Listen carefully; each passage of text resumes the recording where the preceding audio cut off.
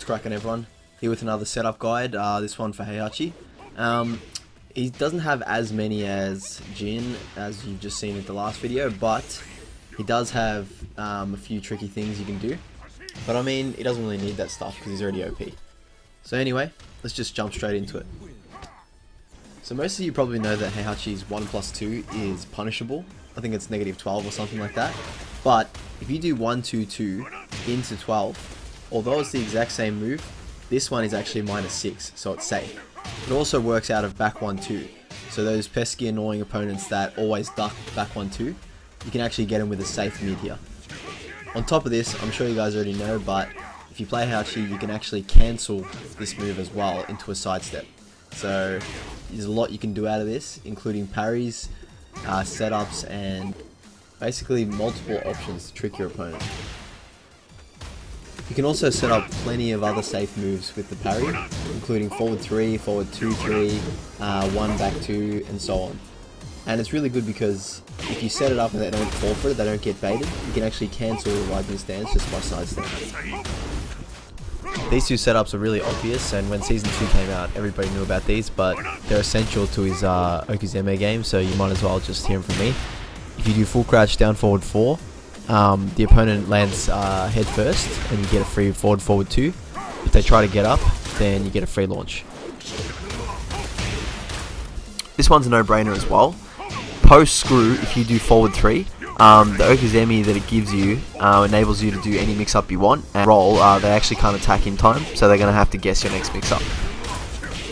Same rules apply for forward 2-3 as well, since it's the same kick. This setup just gives you a little bit of extra cheeky damage. At the end of your combo, if you end it with down 1, it spikes them, but it has a delayed hit of 2, right? If you delay it and they hold back to wake up, you actually get extra damage for it. And as you can see, it does 79 damage, so that's pretty chunky. If you hit the opponent with down forward 1+2, which is the armor move, it makes them fall in such a way that they actually can't recover in time and get hit by a down back 2. Because of the range of down back 2, you can actually reach them before they have time to get up. So if you hit the opponent with forward 3, it's actually got its own mix-up within itself. So as they land face first, you obviously can't tech roll out of this. So if you do a forward 2 and they try to tech, they'll get a free grounded hit. And if they don't, if they just get up normally, they have to respect your next mix-up. So I'm not sure how many people know this because the frame data on grabs aren't accessible, I don't think. But if you do Heihachi's down forward 3+2, it's at least +5, because if the opponent attacks after it, you can get a free down forward 2 in, and it's counter hit. So I don't know how plus it actually is, but you can at least get a combo if they try anything to retaliate. Okay, so this setup is old as, well, Heihachi, pretty much. If you do forward 1+2, which is a grab, if they don't tech roll, you can get a free grounded hit, anyone you want.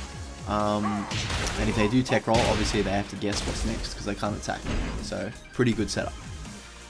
So I'm going to just talk a little bit about the wall stuff that Heihachi's got. So just to put into perspective, this is the normal combo damage from the wall, and if you do this setup instead, so back 3-3, and then if they like to tech roll, you can just sidestep and down 4, and it's huge damage. So that's for people that always tech roll on the wall. Now, for people who hold back on the wall, you do this one. Down forward 1-2 on the wall will actually put them head first, and if they don't hold back, you get an automatic down 4. But if they do, they have to guess your next mix-up. So you can either do a safe mid and splat them again, or you can do down back 2 and just get some chunky low damage, which you're still at frame advantage anyway.